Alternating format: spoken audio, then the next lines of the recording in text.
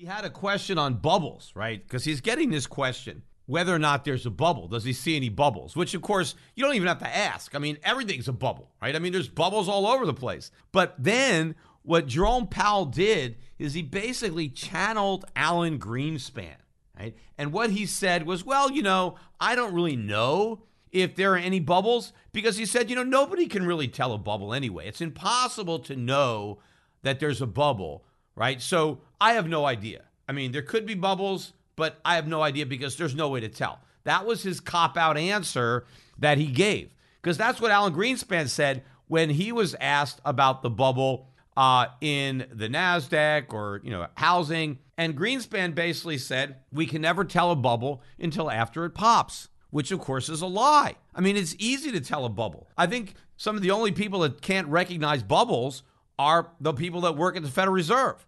I mean, I was able to identify the NASDAQ bubble without a problem. I mean, the dot-com bubble, I mean, how could you not see that that was a bubble, right? Same thing with residential real estate. Same thing with crypto now. I mean, these are bubbles. But according to what Alan Greenspan said, and now Jerome Powell, nobody can tell there's a bubble until after it pops. And then we know in hindsight because it popped, therefore it was a bubble. But we can't tell until after it pops, which is nonsense because the Fed doesn't want to do anything about the bubble. And what Greenspan said is, since you can't tell a bubble until after it pops, the best thing is to wait for it to pop and then to come in with monetary policy to deal with the problem.